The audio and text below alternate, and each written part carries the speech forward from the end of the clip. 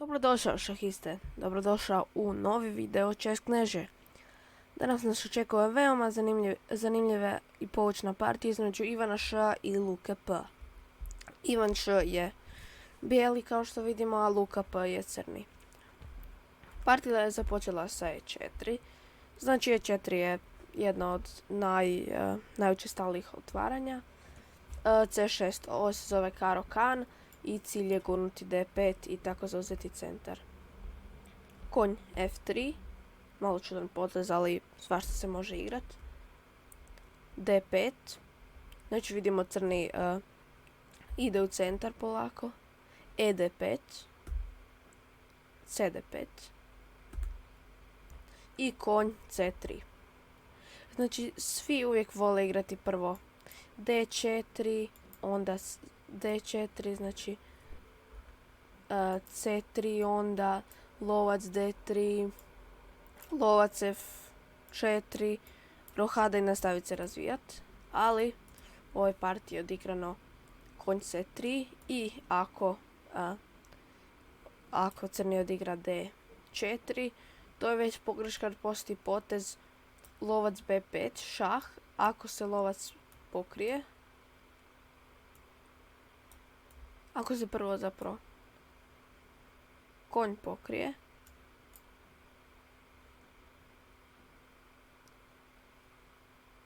ako se lovac pokrije, onda mi samo uzimamo i branimo dovoljno puta. Ali ako se skakač sa skakačem pokrije, onda mi možemo tu i jako pritiskujemo D4. Što crni ne želi, nego igra je 6. Možda prvo bi bilo bolje razviti lovca, ali ni ovo nije loš potez. Lovac E2, malo pasivno, ali može se igrati, ali bolje je lovac B5 pa malo držati pritisak. Konj C6. Sad već crni prijeti opasno D4. Tu nije dobro za bijelog, jako teško igrati tako. I sad tu bijeli uzima centar, znači D4. I tu se može recimo lovca tu, konja premjestiti na drugu stranu, C3, svašta se može igrati. I ovo je greška, zašto slijedi fenomenalan potez koji je bijeli otkrio, lovac G5. Jedino polje za damu su tu i tu. Jedina polja za damu su tu i tu. Ako dama ode tu, da recimo dama C1 i sad prijetimo konj H4. I onda je jako teško igrat s crnima tako komplicirano. Dama G6, znači dama G6, jer je to dobar potez, zato da se makne od lovca.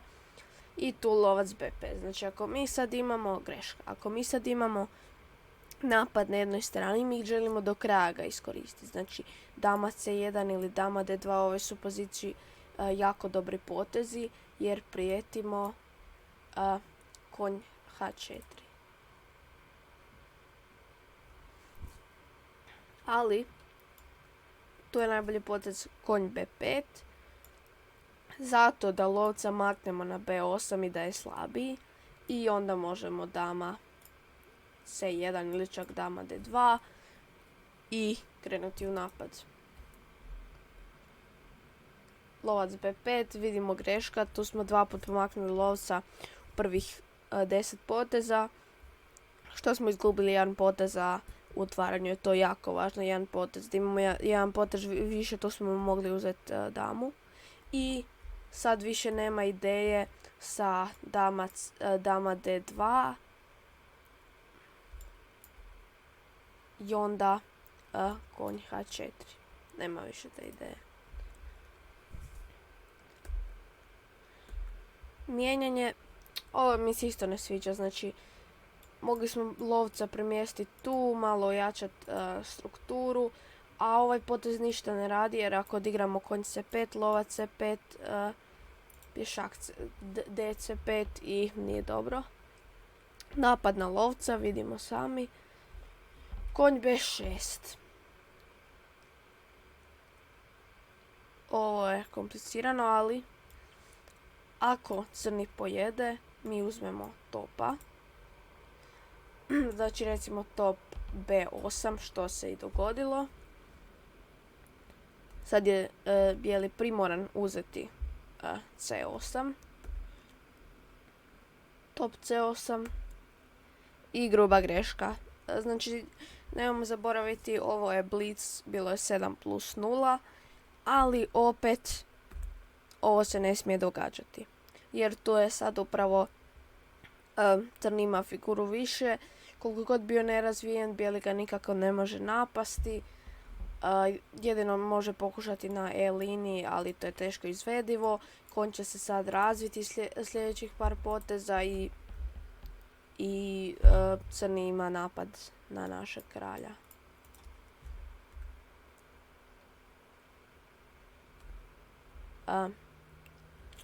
Konj G5, dama H6, vidimo prijeti mat. Tu nije već dobro. Znači, mi si još oslabljujemo kralja, jer nećemo imati kasnije pješaka za branice. Znači, ovo će biti jako, kad se razbije, jako teško se nama braniti. A imam jedan lijepi potezić G3 i sve je u redu.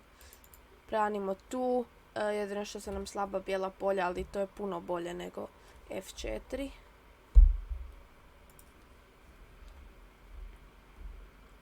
Top D1. Znači već vidimo jedan promašaj, a to je da D liniju ćemo jako teško probiti i trenutno je nećemo moći tako brzo probiti. Možemo jednostavno dama E2, top E1, top E1, nešto pokušati staviti na liniju prije nego što je kralj rohirao, ali recimo ovo spriječavamo konj G4. Recimo da ako rohira gubi pješaka, znači najbolji potez je ovo. I mi smo onda barem u plusu jednog pješaka. I on ima slabe dosta pješake i pokušat ćemo ih nekako iskoristiti u njegovu slabost. Konj G4, znači napada H2, vidimo sami, prijeti mat jer kralj neće moći nigdje, a bit ćemo šah i nećemo se moći nikako braniti. I F5, matu 1. Tu je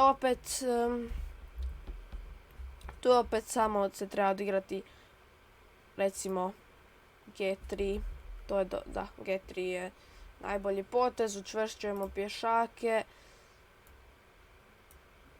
Možda bi recimo onda crni rohirao. Mi napravimo recimo ovo. Dama tu, dobijemo barem jednog pješaka. Nastavimo napadati, možemo vratiti recimo damu tu. Ali nastavimo napadati. I znači onda je naravno crni vidio taj mat i to je pobjeda za luku P. Znači u E4 je 38% pobjeda bijelog. Ovo isto 38 pobjeda bijelog, 30 remi i 31 crni. Tu jako bijeli ima.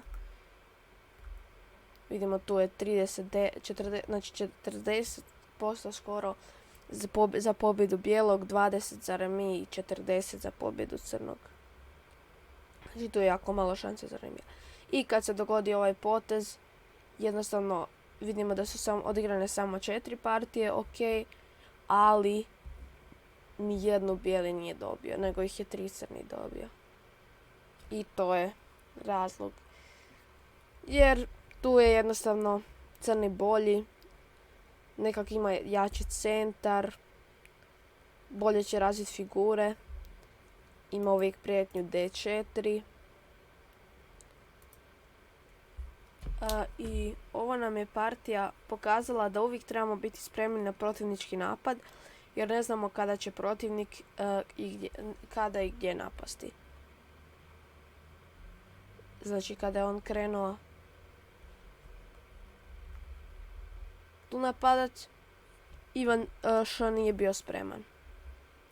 Znači, ne samo da se sad nije obranio, nego nije pripremio obranu naprijed i da smo ranije odigrali G3, ništa se od ovog ne bi dogodilo. Jer bi bilo samo ovako. Da smo odigrali G3, konj tu i trebalo bi mu hrpu poteza, mi bi do tad već odigrali dama E2 i konj ne bi mogao doći tu i prouzročili bi dodatne probleme u napadu za protivnika. Što misliš da je bio ključni potez u tvojoj pobjedi? Pa mislim da je ključan potez u mojoj pobjedi bio kad je protivnik previdio lovca i kad je previdio mat, tako da je goro pijona. Kako si se pripremao za partiju? Pa malo sam proučio protivnika, već ga znam od prije dobro, pa sam imao možda i neku prednost. Jesi li imao neku posebnu strategiju ili plan koji si pratio? Pa mislim, samo sam pratio plan kroz igru, otvaranje znam, isto otvaranje skoro uvijek igram, pa mi je bilo lagano kontrolirati. Puno sam igrao protiv ovog protivnika, pa već znam šta će on odigrati. Možeš li opisati trenutak kada si shvatio da ćeš pobijediti? Pa trenutak kad sam shvatio da ću pobijediti je bio kad je protivnik previdio lovca, to mu je bila najveća greška, pa bio sam dosta sretan, dosta uzbuđen, zato što je to dosta težak protivnik i igrao sam dosta protiv njega i znam da je jako težak. Kako si se osjećao prije partije? Pa osjećao sam se napeto, nisam znao ću li pobijediti ili ne, ali mislio sam da je negdje 70-30% za mene.